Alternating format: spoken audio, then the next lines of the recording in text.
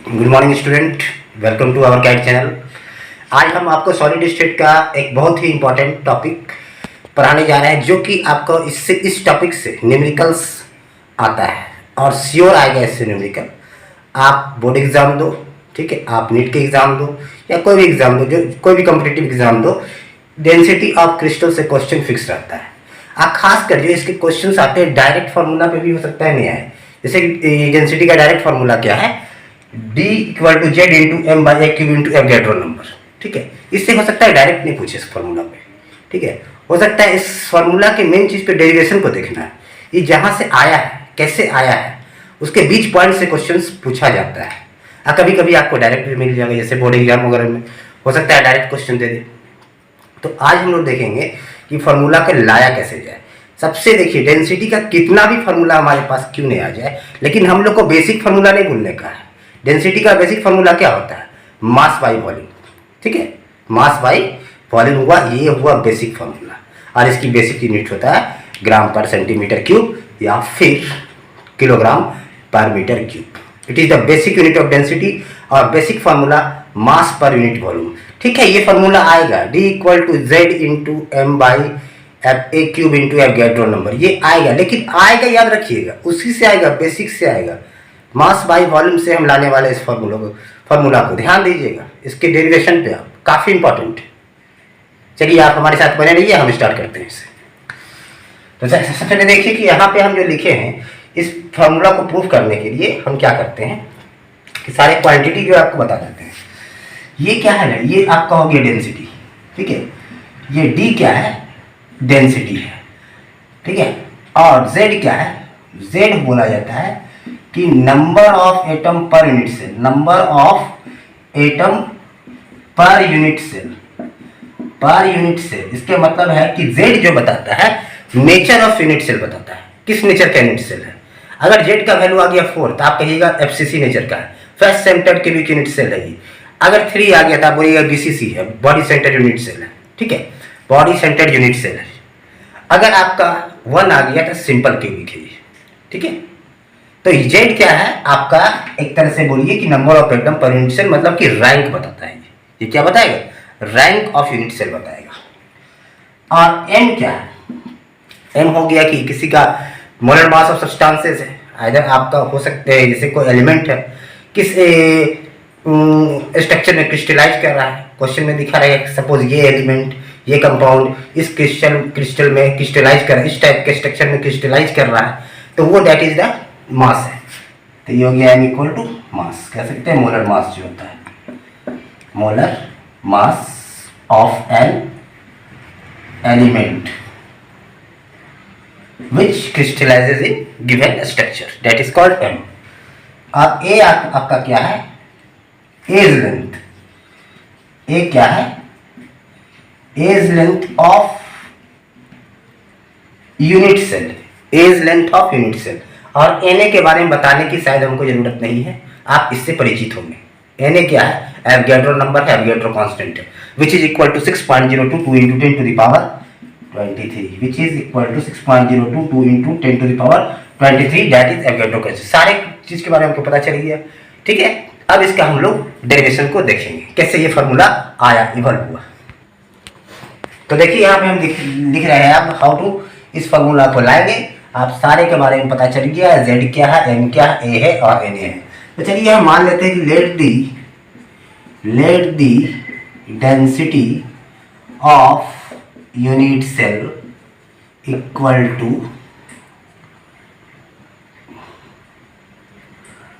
आपका डेंसिटी, अगर हम क्या मान लें, या फिर हम ये कह सकते हैं कि अच्छा D ग्राम पर सेंटीमीटर क्यूब हो गई, ठीक है, डेंसिटी।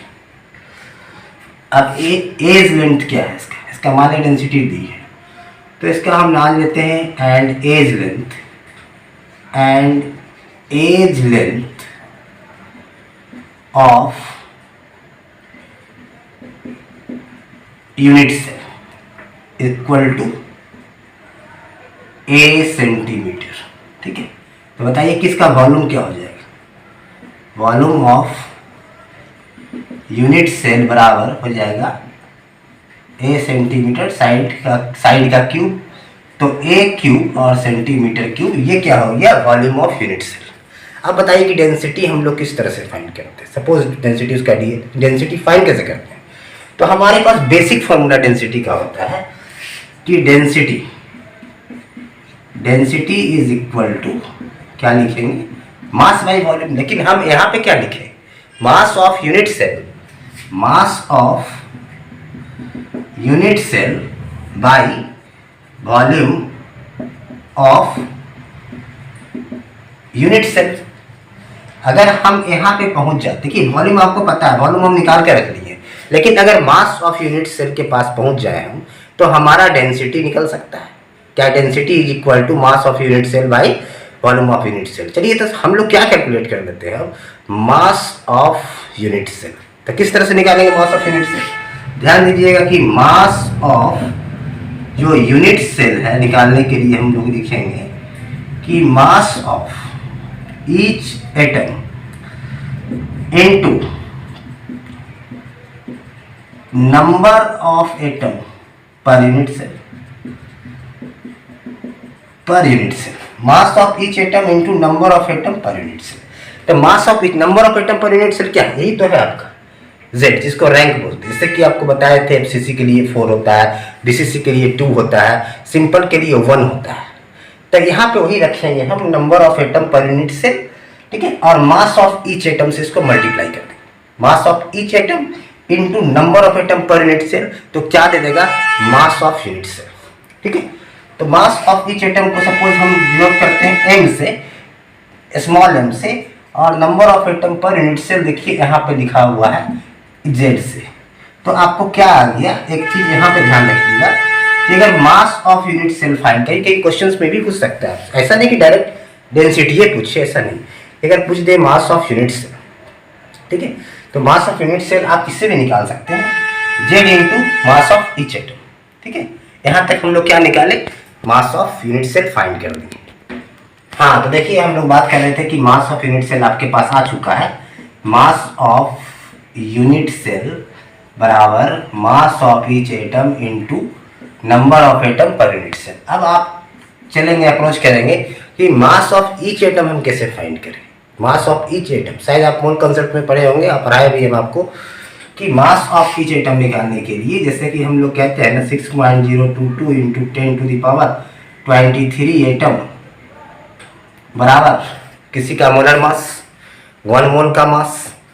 सपोज इतना इक्वल टू किसी का 1 मोल का मास हो गया, सपोज मान के चलते हैं कि आपका, हमको इतना एटम ऑफ इतना एटम बराबर क्या हो गया, किसी चीज का मोलर मास, किसी चीज का मोलर मास, मतलब कि 1 मोल का जो मास होगा उसमें एटम कितने प्रेजेंट होंगे बताइए। मोल का थोड़ा सा कंसेप्ट है, 1 मोल सब्सटेंस का, 1 मोल सब्सटेंसेस में नंबर ऑफ एटम्स कितने मौजूद होंगे, ठीक है। अगर कोई एलिमेंट है सपोज, तो उसकी मोलर मास मतलब 1 मोल में कितने एटम प्रेजेंट होंगे। तो मोलर मास को हम लोग सपोज डिनोट करते हैं कैपिटल M से, ठीक है। यहाँ पे जो हम लिखे हैं मोलर मास ऑफ एलिमेंट, तो इतना एटम बराबर हो गया ये इसके मोलर मास, 1 मोल का मास। तो देयरफॉर 1 एटम का क्या होगा, m बाई दिस का मतलब क्या, एवोगैड्रो नंबर, ठीक है।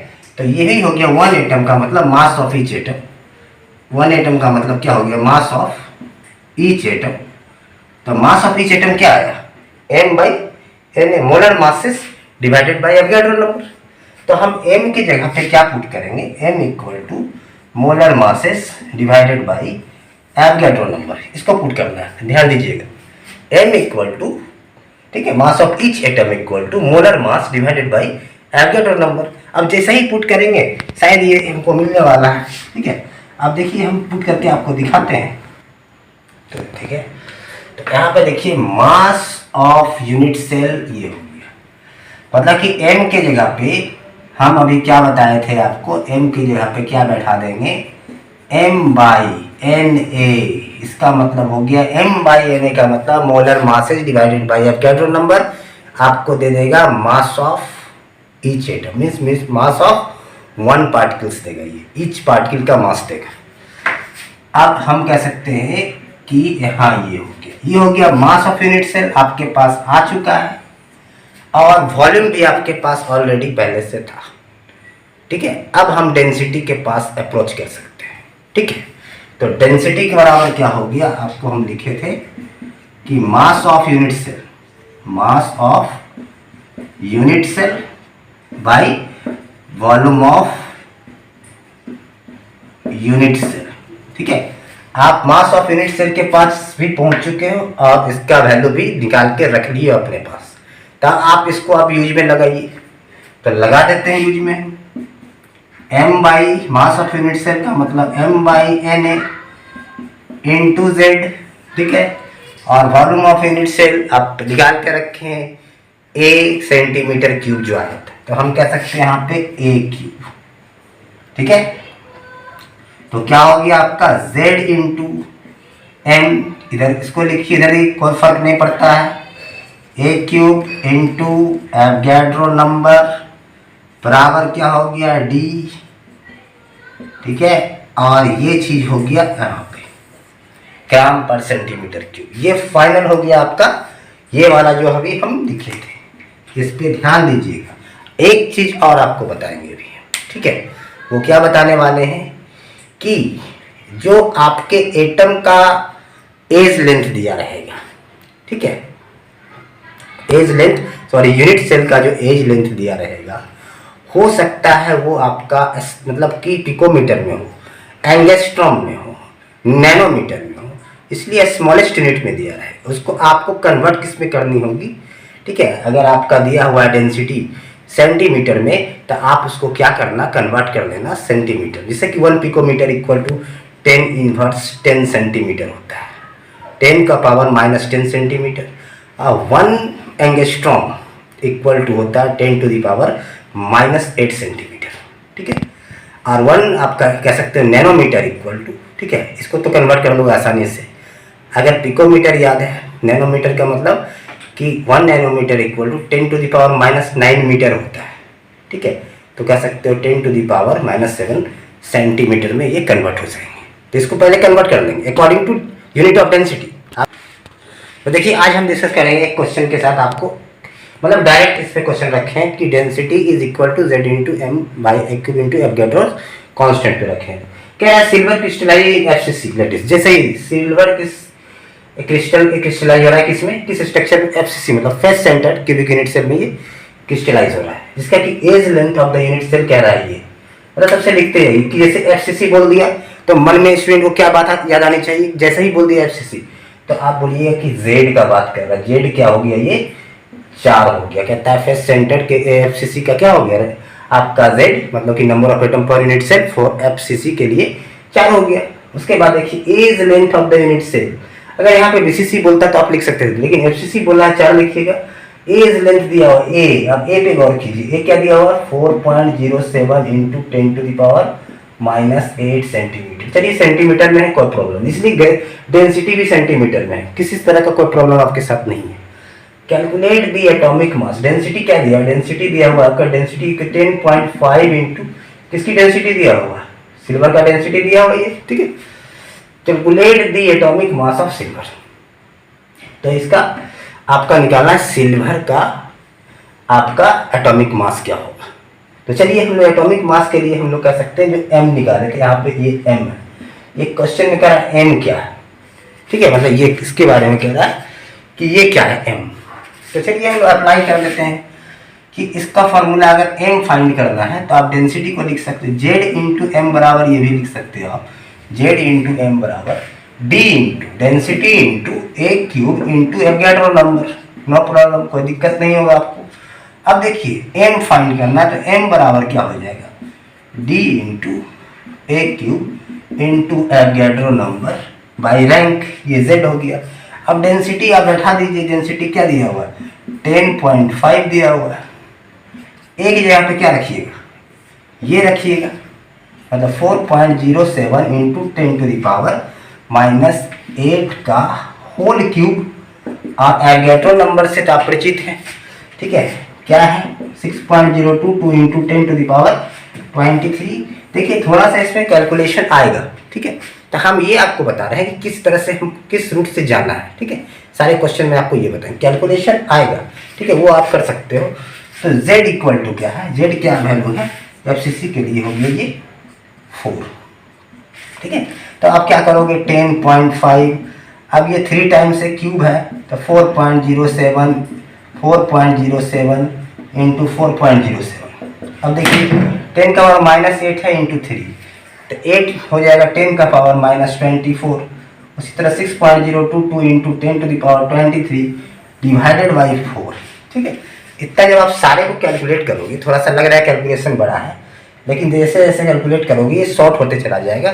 तो इस तरह से हम लोग क्या करेंगे, सिल्वर का एटॉमिक मास फाइंड कर सकते हैं। फाइनली आपका 108 ग्राम तक ये आने वाला है, ठीक है। एग्जैक्ट वैल्यू नहीं आएगा, ठीक है, हो सकता है 107 पॉइंट समथिंग है, 107.9 है, इसलिए कि आपको पता है कि सिल्वर का एटॉमिक मास होता क्या है। 47 अगर एटॉमिक नंबर है उसका, तो एटॉमिक मास उसका 108 के लगभग में होगा, ठीक है। अप्रोक्स मतलब ऐसे तो लिखा रहता है 108 ग्राम, ठीक है।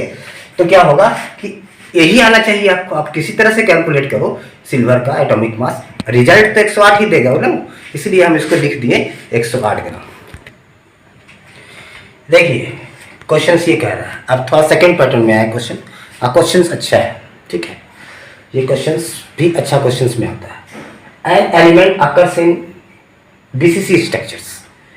सबसे पहले BCC structure with a cell edge of 288 picometre. Edge क्या दिया हुआ है इसका, एज लेंथ 288 पिकोमीटर, ठीक है। तो इससे आप क्या फाइंड कर सकते हो, और डेंसिटी दिया हुआ है, डेंसिटी ऑफ मेटल्स दिया हुआ है 7.2 ग्राम पर सेंटीमीटर क्यूब दिया हुआ, ठीक है। तो कह रहा है हाउ मेनी एटम डज इतना ग्राम ऑफ एलिमेंट कंटेन। कहता है इतना ग्राम ऑफ एलिमेंट कंटेन, मतलब इतना ग्राम में कितने एटम है एलिमेंट्स का। क्वेश्चन ये, इतने ग्राम में एलिमेंट्स का कितना एटम है, 208 ग्राम में, ठीक है। तो सबसे पहले हम क्या करते हैं, देखिए मास दिया हुआ है एटम का, मास दिया हुआ है और डेंसिटी भी दिया हुआ है। इससे हमको फायदा क्या हो जाएगा कि हम वॉल्यूम निकाल लेते हैं। क्या निकल जाएगा, वॉल्यूम निकाल सकते हैं इससे। और यहाँ से भी हम वॉल्यूम को फाइंड कर सकते हैं कि क्या दिया हुआ 288 पिकोमीटर। तो वॉल्यूम क्या निकलेगा, पहले देखिए यहाँ पे कि वॉल्यूम ऑफ यूनिट सेल बराबर लिख सकते हैं 288 into 10 to the power -10 picometre. Picometre को जब सेंटीमीटर बनाएंगे, 1 picometre equal to 10 to the power -10 centimetre. इसका जब हम होल क्यूब करेंगे तो आ जाएगा 23.9 into 10 to the power -24 centimetre. ये मतलब आएगा क्या आपका, ये आएगा क्या बोलते हैं वॉल्यूम ऑफ यूनिट सेल, ठीक है। वॉल्यूम ऑफ यूनिट सेल आपका ये आएगा 23.9 वॉल्यूम ऑफ यूनिट सेल ये आ गया। अब देखिए कि कह सकते हैं कि इतना सेंटीमीटर क्यूब, इतना सेंटीमीटर क्यूब, ध्यान दीजिएगा 23.9 इंटू 10 टू द पावर 24, इतना सेंटीमीटर क्यूब बराबर क्या लिख सकते हैं 1 यूनिट सेल, ठीक है। इतना सेंटीमीटर क्यूब, इतना सेंटीमीटर क्यूब बराबर 1 यूनिट सेल, ठीक है, वॉल्यूम ऑफ यूनिट सेल। इतना सेंटीमीटर क्यूब बराबर 1 यूनिट सेल हो गया। अब हम कह सकते हैं यहाँ पे निकाल दीजिए आप कि इतना ग्राम में कितना सेंटीमीटर क्यूब आएगा, ठीक है। तो इतना ग्राम में निकालने के लिए आप क्या कीजिएगा, सबसे पहले देखिए कि इसका कि 2 यहाँ पे निकालेंगे हम वॉल्यूम ऑफ यूनिट सेल इन 208 ग्राम, 208 ग्राम में निकालना है। तो कैसे निकालिएगा, डेंसिटी इक्वल टू क्या होता है मास बाई वॉल्यूम। तो वॉल्यूम इक्वल टू हो जाएगा डी बाई, आपका वॉल्यूम इक्वल टू हो जाएगा मास बाई डेंसिटी। तो मास कितना दिया हुआ है आपका, देखिए मास दिया है 208 डिवाइडेड बाई हो जाएगा 7.2, ठीक है। 208 डिवाइडेड बाई 7.2, तो ये आ जाएगा आपका, इसका वैल्यू आ जाएगा जब डिवाइड कीजिएगा तो आप 88 पॉइंट समथिंग सेंटीमीटर क्यूब आएगा, ये आएगा आपका, ठीक है। लिख सकते हैं इतना सेंटीमीटर क्यूब बराबर 1 यूनिट सेल, ठीक है, इतना सेंटीमीटर क्यूब बराबर 1 unit cell. Therefore 1 centimetre cube बराबर 1 बाई 23.9 इंटू 10⁻24 इंटू 88.8 यूनिट सेल, ठीक है। तो इतना सेंटीमीटर, 1 सेंटीमीटर क्यूब में इतना हो गया यूनिट सेल, 1 सेंटीमीटर क्यूब मतलब कि इतना सेंटीमीटर क्यूब बराबर दिस। देयरफॉर 1 सेंटीमीटर क्यूब बराबर 1 by this, therefore 88 centimetre cube बराबर इतना आ जाएगा आपका, समझ रहे, यहाँ तक आ गया आपका। अब हम लोग आगे बताने जा रहे हैं कि अब क्या आएगा। हाँ, तो इस तरह से हम लोग प्रोसीड कर रहे हैं। यहाँ पे देख लीजिए कि सबसे पहले हम क्या किए कि जो वॉल्यूम ऑफ दिया हुआ था इससे हम लोग क्या किए, वॉल्यूम ऑफ यूनिट सेल निकालिए। इतना ग्राम में निकालिए कि मास था और ये डेंसिटी था, इससे निकालिए कि कितना सेंटीमीटर क्यूब होगा इसका वॉल्यूम, ठीक है। तो देखिए वॉल्यूम ऑफ यूनिट सेल ये निकल गया, मतलब कह सकते हैं इतना सेंटीमीटर क्यूब जो आया बराबर 1 यूनिट सेल, इतना सेंटीमीटर क्यूब बराबर 1 unit cell. Therefore 1 centimetre cube बराबर क्या हो जाएगा, देयरफॉर 1 सेंटीमीटर क्यूब बराबर, इसको हटाइए पहले, देयरफॉर 1 सेंटीमीटर क्यूब बराबर 1 बाई 23.9 ये वाला होगी। देयरफॉर इसको जब डिवाइड करेंगे इससे, सॉरी 28.88, इसको 28.88, ठीक है, इतना सेंटीमीटर क्यूब बराबर 1। देयरफॉर इसका जो आया 28.88 सेंटीमीटर क्यूब में कितना नंबर ऑफ यूनिट सेल है, 1 बाई 23.9 इंटू 10⁻24 इंटू 28.88 ये हो गया यूनिट सेल, ठीक है, इतना यूनिट सेल। अब इसको हम लोग कैलकुलेट करेंगे तो कितना में आएगी, इतना सेंटीमीटर की, मतलब कि 208 ग्राम में, कह रहा है कि 208 ग्राम में इतना यूनिट सेल क्या है, मौजूद है। तो 12.008 इंटू 10⁻, अगर इसको कैलकुलेट कीजिएगा तो आप क्या आएगा, अब देखिए इसको अगर कैलकुलेट करेंगे हम तो 12.08 इंटू 10⁻23 यूनिट सेल आ गया, कितना में, 208 ग्राम में, 208 ग्राम में इतना यूनिट सेल। अब देखिए क्या कहता है, बीसीसी का यूज करेंगे। तो अगर बीसीसी स्ट्रक्चर में क्या होता है आप जानते हैं कि number of atom per unit cell equal to 2, एक यूनिट सेल में 2 एटम, देयरफॉर इतना यूनिट सेल में 12 इंटू 2 इंटू 12.08 जो भी है इंटू 10⁻23 क्या हो जाएगा आपका, ये मतलब कि number of atom per unit cell, ठीक है, एक यूनिट सेल में 2 एटम, तो आपका इतना यूनिट सेल में क्या आ जाएगा आपका 12.2 इंटू 12.08 इंटू 2 इंटू 10⁻10, इसको मल्टीप्लाई कर दीजिएगा तो आपका क्या होगा, आंसर आ जाएगा, समझ गए। इसके बाद हम आपको एक क्वेश्चन दे के जा रहे हैं, ठीक है, इसके बाद हम एक क्वेश्चन दें। तो देखिए हम आपको एक क्वेश्चन दिए हैं, लास्ट क्वेश्चन है जो आपको बनाने हैं, आपको अप्रोच करके हमारे कमेंट बॉक्स में आपको डालना है कि क्या है। हम फिलहाल आपको क्वेश्चन समझा दे रहे हैं कि एल्युमिनियम जो है उसकी मॉलिक्यूलर वेट जो है 27 है, crystallised in cubic unit cell with edge length A equal to 100 picometre with density, उसका डेंसिटी क्या है 100 gram. What type of unit cell, किस प्रकार का यूनिट सेल है, किस प्रकार का यूनिट सेल है, समझ रहे हो सकता है FCC हो सकता है BCC हो सकता है सिंपल हो, या हो सकता है, मतलब आपका ऑप्शन दिया गया A B C D, इसमें से कौन है आप कमेंट बॉक्स में लिख सकते हैं, which type of unit cell is this, ठीक है, ठीक है। अगर आपको समझ में आया होगा, ये वीडियो अच्छा लगा होगा, आप इसे शेयर कीजिएगा, लाइक कीजिएगा, कमेंट कीजिएगा, ठीक है। फिर हम उसके बाद हम आपके बाद नेक्स्ट वीडियोस का लेके आएंगे, ठीक है। आप इसे सब्सक्राइब कीजिए, ठीक है। Thank you.